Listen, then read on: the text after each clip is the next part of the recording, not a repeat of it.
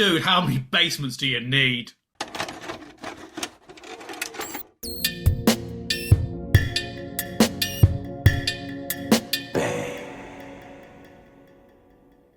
Hey there, Toonami faithful, and welcome back aboard Toonami Absolution, where we talk about the shows that made us us and the shows that made you you. Once again, we are your hosts. My name is Alyx. I'm Sam. And I'm John, Dragon Ball Z Super Android 13, also known as Dragon Ball Z Extreme Battle, the three great Super Saiyans. Made its debut July 11th, 1992. Weirdly, Toonami never got this one. Not even with the Toonami resurgence, huh? No, they've kind of just skipped over it. They didn't like the androids, I guess. This sucker is short. This is a short sucker. That might be part of it too. The run, well, no, because they've probably run smaller movies. I don't know. It's But one of this, my. this could be in that weird position where it's too short to be a short slot and too long to be a short slot, too short to be a long slot kind of thing.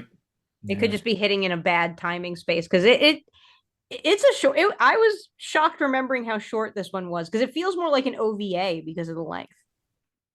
You know what you're saying, Sam? Oh, it's my favorite from the middle era. Oh, Era. yeah, yeah. There's very little film here. You are right, Alex. There's surprisingly little film. Yeah. We get Saiyans attack or androids attack Saiyans during shopping trip. Go to nearby glacier that we will melt by the end of the movie. Three Super Saiyans. Hey. It is basically just a fight scene and a justification for said fight scene. Maybe that's why it's my favorite. It's pretty. There's none of the expo. I mean, there's a bit at the shopping mall first with like, what kind of show are they waiting in line for exactly at the start A of the movie? fashion show. A beauty pageant. Yeah, like a beauty pageant thing, kind of.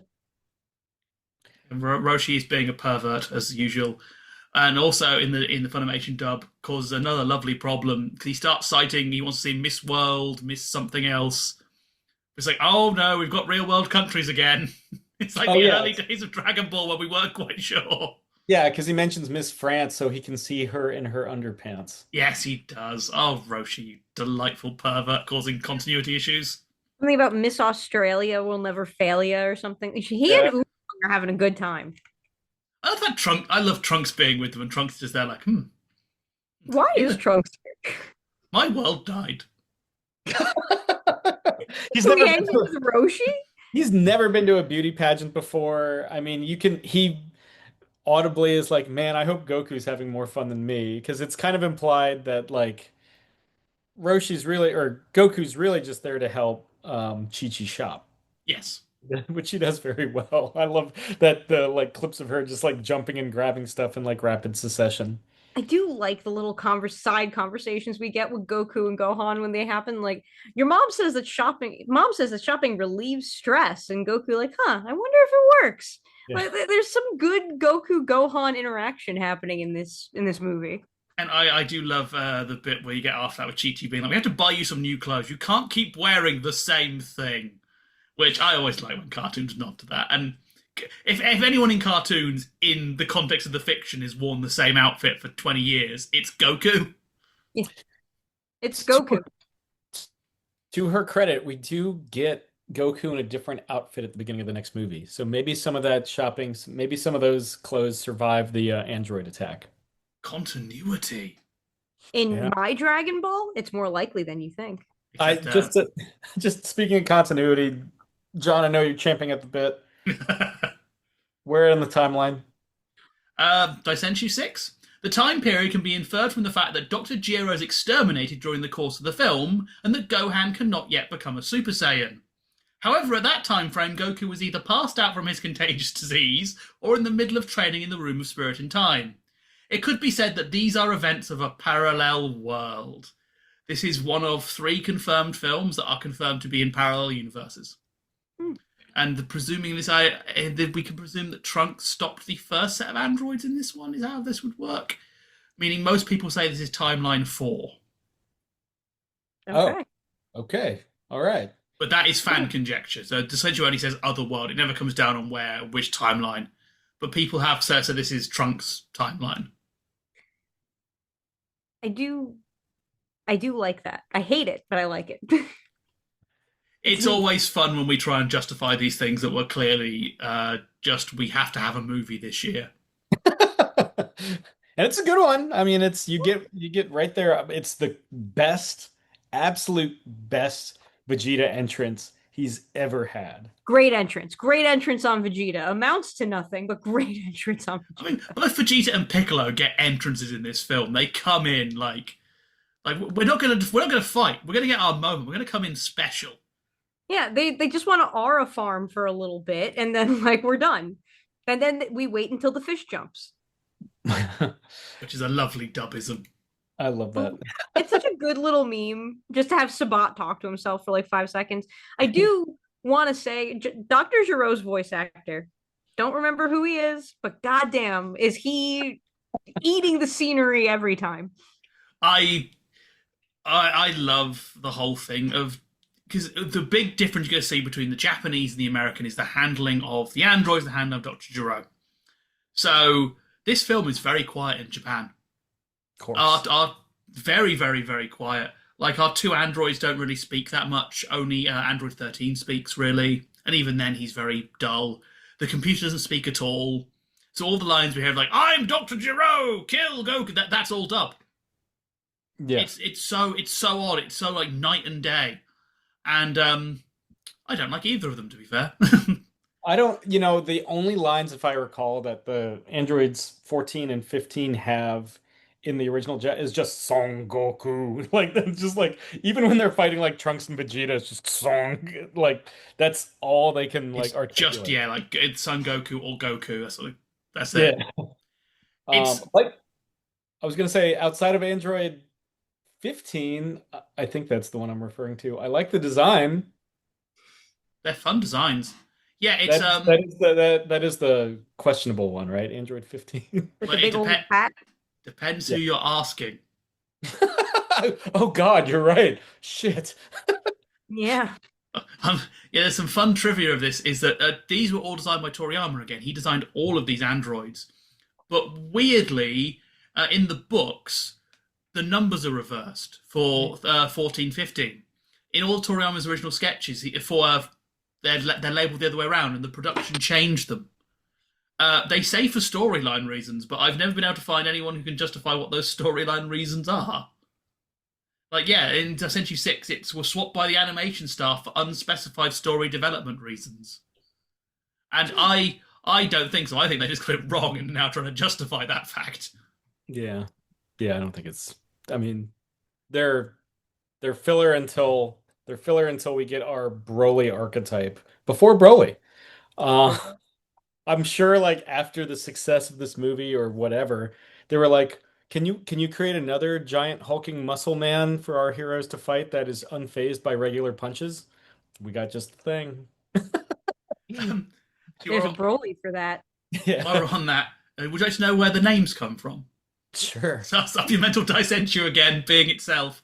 Number 13 was named for the point that 13 is an unlucky number, and also a number of an artificial human that did not appear in the original manga.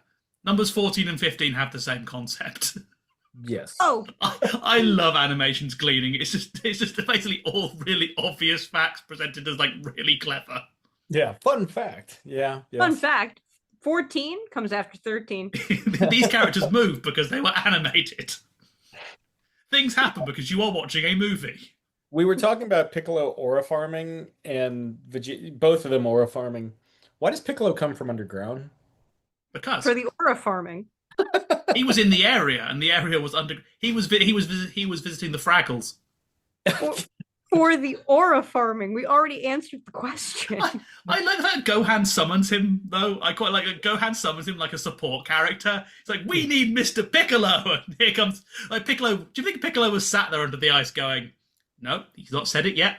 He's not said it." Like he's got to say the exact line.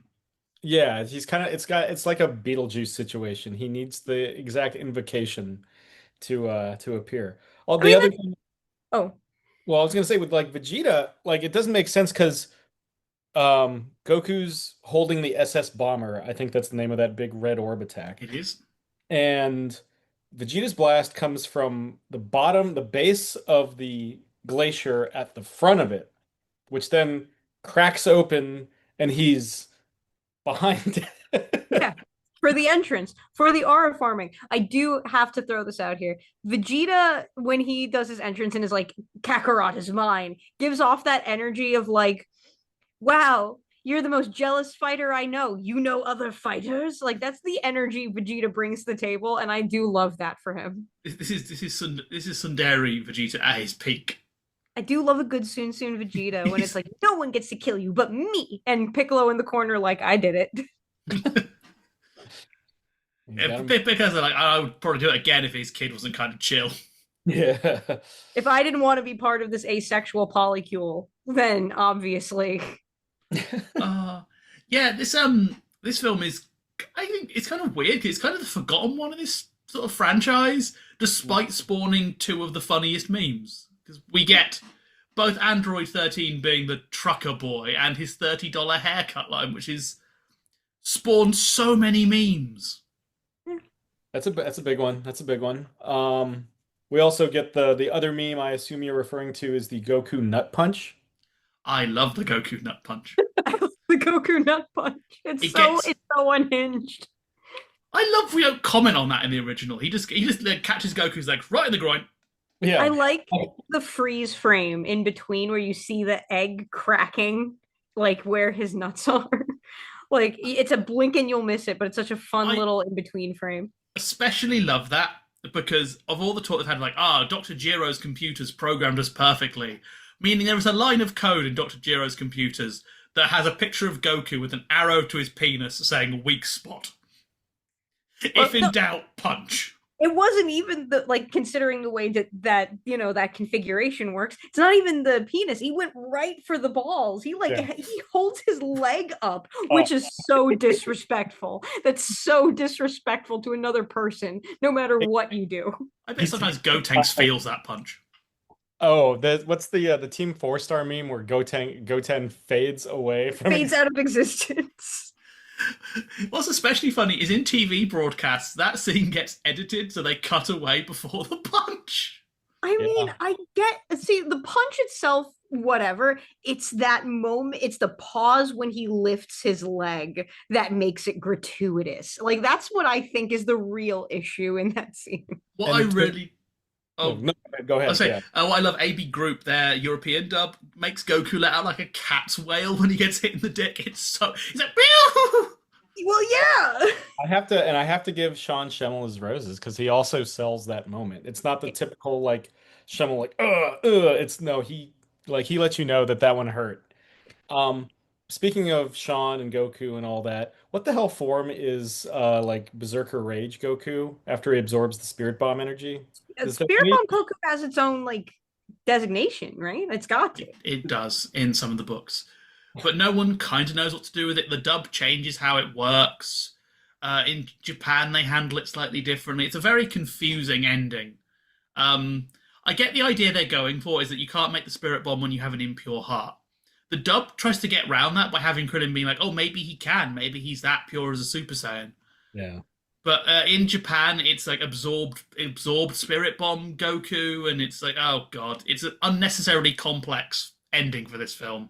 I mean, I would argue that it's a transformation more than it's a technique, not a transformation. That he's just absorbing all of the energy into himself, which they can kind of lend each other energy to begin with. So why all the pomp and circumstance? I don't know, but I mean, I think it's not treated as a form in technically because how his dialogue at the end in Japan sounds is it sounds like it was a fuck up. Like they kind of have him imply, like, oh, how do you know you could do that? Well, I didn't. And it was kind of more like he wasn't actually absorbing the energy; he was kind of holding it, and it just kind of worked out that 13 decided, I'm going to try and punch you while you're on fire. Does this count as the Spirit Bomb working? No, because it's not technically the Spirit Bomb. Like Goku doesn't become the Spirit Bomb. He just kind of radiates more energy than usual. It's the same thing. They basically, you were talking about like the pomp and circumstance of absorbing energy. He basically does the same thing at the end of Broly. It just instead of forming a Spirit Bomb, they're just like, just take it. Just take all this juice. And he does. He just doesn't get Berserker Rage face when he does it in literally the next movie. That's a scary Goku face. Yeah. And to be 100% exact, all the movie guides note that 13 is killed by Goku's punch, Yeah. which in Chest. previous films they have specified killed by Spirit Bomb. So I believe officially, if you want to be that kind of person, no, this the Spirit Bomb didn't work here. It just gave Goku the little icons under his health bar. It Yeah. was a buff. It was a spirit buff. It's Exactly. yeah, he takes spirit roids. That's what that is. All the I planet do gave him the energy, and Goku used it to make himself buff.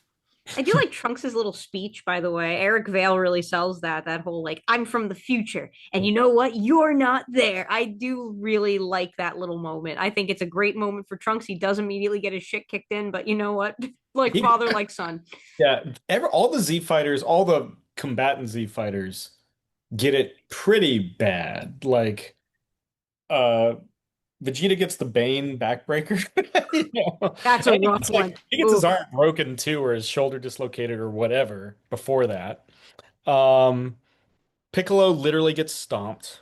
And yeah, we get the second destruction of a trunk sword, and then gets punched and shot point blank in the face. It's Yep. not a great time. This family outing turned into a really bad time for our heroes. I do like that final sequence though when they realize Goku's charging and they all run in to just basically use themselves as shields. I think that's a nicer way than what we've done it. I like how they kind of do play that off as like a desperate charge where it's like we know we're outclassed, we're just going to buy him time by doing whatever we can. I like that. It's a nice way of handling it. Hmm. So since you mentioned that this is an alternate universe, is this a universe where Super Android 13 replaces Cell, or does Cell also exist in this universe? Do you think? In theory, he would replace, yeah, because because a big thought in the guidebooks mention is he's the first android who can absorb other androids because he predates Cell technically. So Yeah. if he Also, is, like, how many secret chambers does Dr. Gero have in his lab? oh, I love this. One of the guidebooks I read said that this lab is under the other one. It's like, dude, how many basements do you need? It's the sub basement beneath the sub basement, like every good evil scientist has. And they Do Like probably, that's just the rules. as long as they play the Resident Evil DualShock. I kind of like to imagine that there's like the computer gets slightly worse as you go down. When you get to like floor 15, it's just like an old MacBook. Yeah. You can't It's unplug still, it from the wall. but it's still Dr. Gero screaming at the top of his lungs, Yeah. like, I will run paint. I will run MS Paint. I can run DOSBox just fine. I have an Apple II and an Atari ST. It's loading forever. Off Yeah. of a The 56. final Android 52 is just a Roomba. Yeah. Android 52 is a Roomba with a knife taped to it. Yeah, I just love this being an alternative. Because basically, how does this work? It doesn't. Shut up. It doesn't shut up. Like it's weird because in reality, there's not a lot going on in this movie. To be quite honest with you, there's not a lot happening.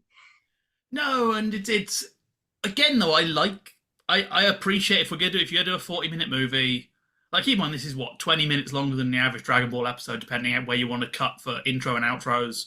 Like, you're not going to be able to do a full, Shakespearean epic in that time. So you may as well play to your strengths. Actually, I'm going to point out, I do not like Super Android 13's design. Oh, You don't like his trucker hat? No, I like Android 13. I don't like Super Android 13 when he goes blue. It's yeah. because Oh. it looks like a totally different character.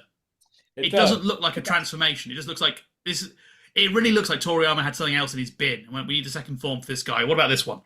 It looks like it's made to sell the action figure. You know what I mean? It looks Like very it this toy. is it looks like a toy. Like that to me, that like the blue, the spiky hair, you can see the plastic it's molded out of. To me, that feels like Android 13 in his base form is just a guy in a trucker hat. You're not going to sell that toy. Blue guy with big muscles and orange spiky hair, you're going to sell that toy.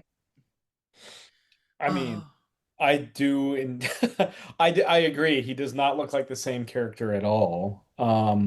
They basically just turned him into jacked blue Frankenstein, but there's something to be said about Jack Blue Frankenstein. But yeah, it's a completely different character in terms of like facial shape, all of that stuff. I think it's Chuck Huber that voices him because he, Yeah. you just It, need.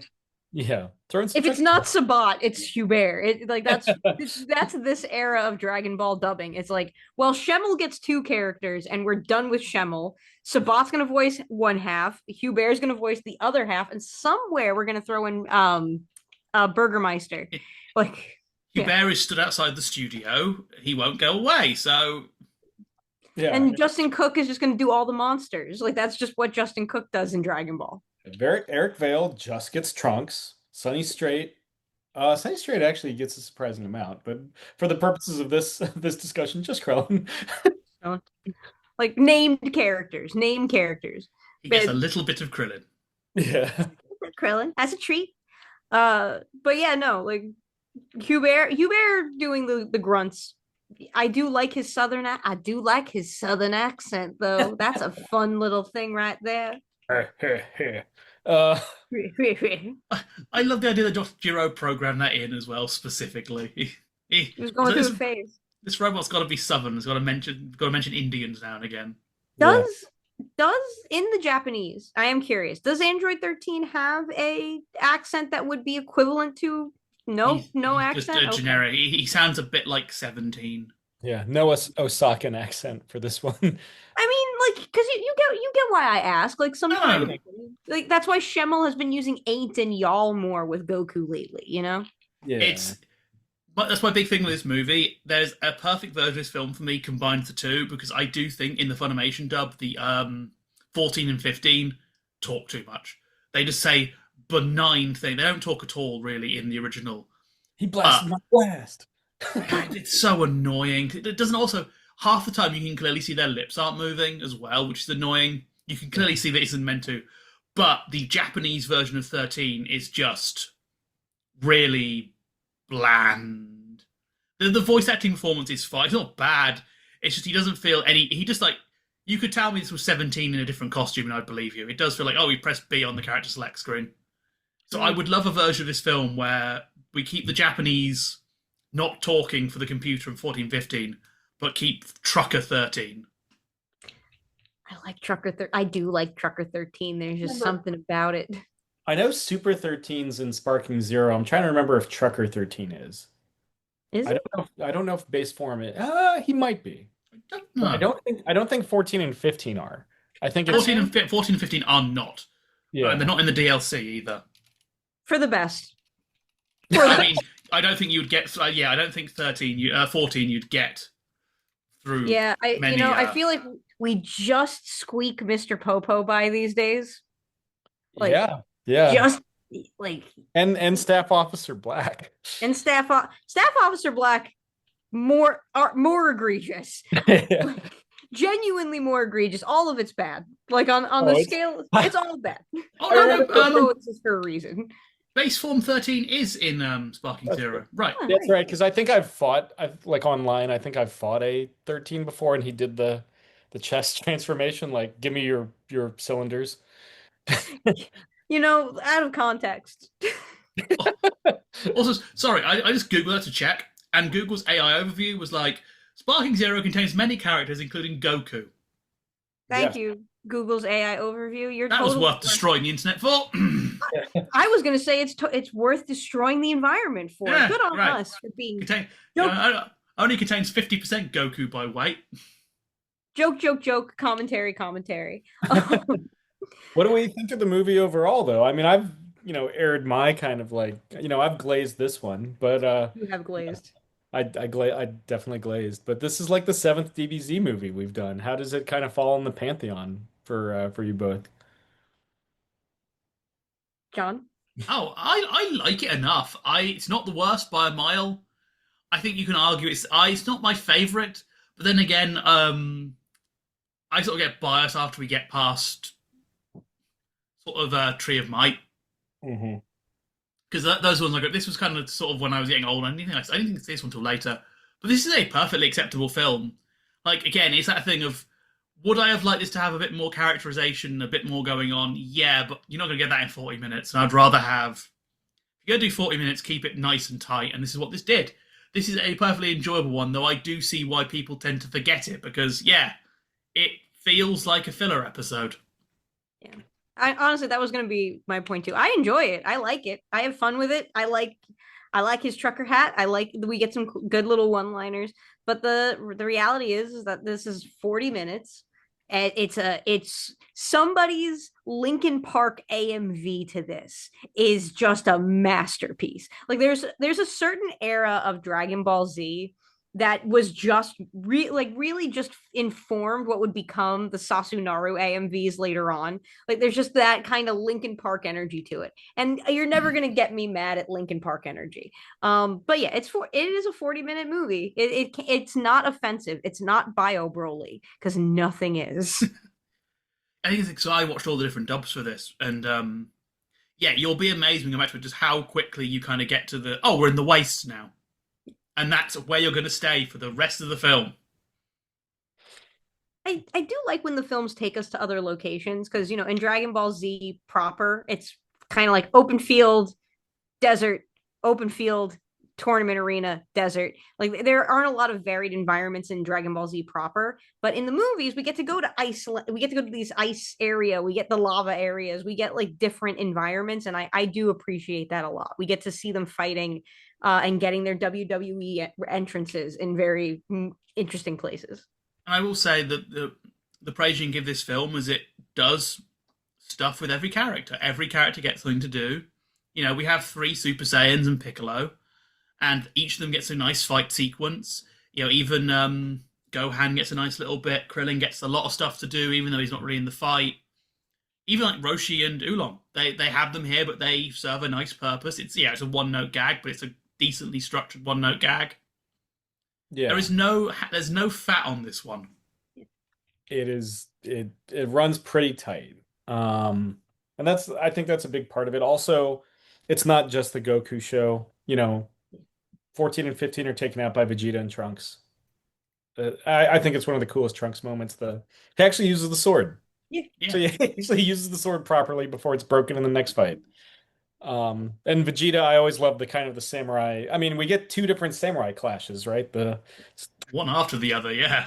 And they're good. We get some good like father like son moments in this with Vegeta and Trunks. Like that's fun. I like that. Yeah. It's always nice when they get to fight together a little bit. It is all. I also do want to point. This is just a sidebar with Trunks, right? And Gohan and Goten. You can tell who has the stronger genetics between Vegeta and Goku when you look at their kids. Like, oh my god, Vegeta talks this big game about being a Saiyan elite, but like his kids do not look like him. That is Bulma all the way down. So like, I don't know, man. Your gene pool is looking a little thin, Paleo. Yeah, but that's because Capsule Corp Tech Bulma was there, like tweaking them. Yeah, I mean, it's like when Clint Eastwood conceived Scott Eastwood. He essentially just like cloned himself That is as canon. yeah, as like a worse actor. Yeah, that's That takes work. yeah. Then also, because we've been watching Dragon Ball Z in the other dub, in the Ocean dub, it is kind of fun to go back and forth and hear the differences and the similarities in the voices. And I'm not going to talk about Scott McNeil again, because I keep talking about fucking Scott McNeil, and he can't know that he lives in my brain rent free. But like, it's interesting to see how different and how similar they can be in a lot of places. Yeah. Yeah, I think so too. I mean, if you think about it, we're over halfway done with the classic run of DBZ movies, not counting, all the reunion and revival stuff, and not counting the two TV specials or the OVA. So there's still quite a bit of like There's a we got some Dragon Ball content left, and Yeah. whatever comes out in between then and now, like Oh yeah, October is going to be wild, right? More yeah. Dragon. Beerus again. I wonder how that story ends. I just want there to be a Daima reference. I just want them to finally like close that loop. I'll accept it, provided it starts off with it's been Wheeze reading Beerus a bedtime story. Yeah. Once upon a time. It's like the end of Princess Bride discloses the book. Like that. Yeah, That was yeah. Daima. I was Vegeta, gonna like, say Princess Bride. yeah. Vegeta, when he powers up to defend Bulma's like, I just can't do go three again for some reason. I just can't do that. It's just not gonna happen. Yeah. Sorry. Wheeze using the power of an angel to render this form non-canon. He gets like a JoJo stand. Also, just quick, just before we go into final thoughts, Super Saiyan 3 Vegeta is not my favorite look on Vegeta. I'm sorry. It's just Point of view. not a good look. So I silly. like I can't believe I'm saying this. I like the Super Dragon Ball Heroes Super Saiyan 3 Vegeta better than the Dragon Ball It Daima. The official better. canon, whatever that is, It's Super The Saiyan. better. the Daima Super Saiyan 3 reeks of trying too hard. Yeah. Yeah. I And really get the feeling that we can't have it look like the fan art, so we have to make it different, and it's too different. the hair is just it's I struggle with Gohan Beast. I struggle especially in the CGI. I struggle more with Vegeta. Um It can't be Gohan Blanco. We can't make it look like Gohan Blanco. but he is just Gohan Blanco. Like uh we Uh, owe everything to the Spanish speaking Dragon Ball community. Before we round off, just some things from the other dubs for you. One thing you'll notice is we're clearly getting to a point where these other companies are being brought in line. There's a lot less weirdness in these. There's only two of them as well: AB Group for Europe and Speedy for Malay.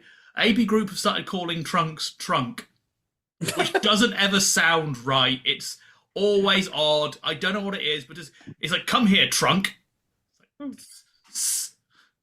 Yeah, this is very odd. Krillin, the random and Piccolo comes to this movie goes because Gohan's like, we need Big Green, and Krillin's like, who's Big Green? It's like, Krillin, isn't he your best friend? He's killed you. Like, Why? It's Big Green. Let that child alone. Krillin just forgets like Piccolo in this film. And they keep acting like Krillin's never met him before. It's like, Krillin, you know this guy. We're 5 films in. Krillin's been mementoed. Um, also Trunks gets like this when the spirit bomb is forming. Trunks gets really religious because they call the spirit bomb the supreme force. So Trunks goes, "Grant unto Goku the supreme force," and it's just like, Trunks, why are you Catholic? Oh, sorry, Trunk, why are you Catholic now? The supreme force is such a silly name. Yeah. It sounds it's too much. It's too far gone. Speedy have at the start have Krillin outright say, "Let's go be a peeping Tom," which is a Krillin no. Trunks they just start calling him Trunksasu as well. I think they've got it because it's Trunksu in certain translation bits. But they just say it as one word, so it's Trunksasu. Come over here, Trunksasu. You'll fight Trunksasu. It makes him sound like a charming elephant character. Listen, Um, Bulma's rich. She can name her kid whatever she wants. and Vegeta started calling Goku Kakarota, which I find is a fun thing. But also very near the end, when the Spirit Bomb is forming, and when Trunks is doing his big speech about the future, he starts calling Goku Mr. Goku, which I get. Technically, that is the right translation, but it just sounds really weird.